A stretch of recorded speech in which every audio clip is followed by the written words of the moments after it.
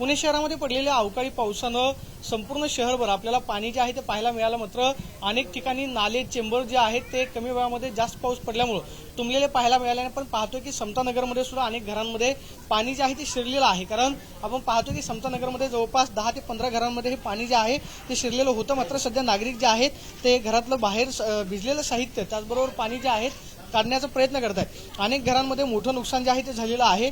काही वेळापूर्वी या ठिकाणी पुण्याच्या महापौर मंजुषा नागपुरी ज्या आहेत त्या सुद्धा आलेल्या होत्या. मात्र पाण्याचा प्रवाह एवढा मोठा होता कारण गुडघ्याभर पाणी जे आहे ते घरामध्ये होतं आणि सध्या आपण पाहतोय की घरामध्ये सगळा गाळ चिखल पाण्याबरोबर जो वाहून आलेला आहे तो सुद्धा आपल्याला पाहायला मिळतोय. नागरिकांना मोठा त्रास जो आहे तो सहन करावा लागतोय कारण पाण्याबरोबर आलेला गाळ जो आहे तो थेट घरामध्ये आपल्याला पाहतो की आपल्याला पाहायला मिळतोय. दुसऱ्या बाजूला या गल्लीमध्ये सुद्धा अनेक घरांमध्ये पाणी जे आहे ते शिरलेलं आहे. अनेक ठिकाणी आपण पाहतोय की पावसानं मोठं नुकसान जे आहे ते संपूर्ण शहरभर झालेलं पाहायला मिळालं. झाडपडीच्या घटना ज्या आहेत त्या सुद्धा घडलेल्या होत्या. मात्र सध्या आता लोकांनी साहित्य जे आहे ते घराच्या बाहेर काढलेलं आहे.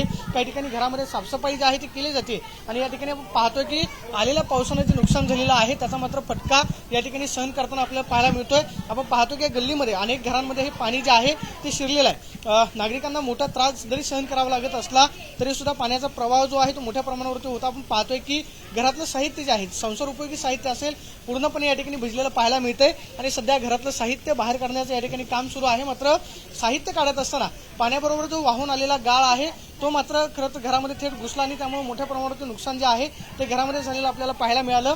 नागरिकांना सुद्धा आपण पाहतोय की मोठा त्रास जो आहे तो सहन करावा लागतो आणि पुण्यातल्या समतानगरमध्ये अनेक घरांमध्ये पाणी जे आहे ते शिरलेलं आपल्याला पाहायला मिळतं. Camera person Vicky Chavan, Pradeep Kapse, TV9 Marathi, Pune.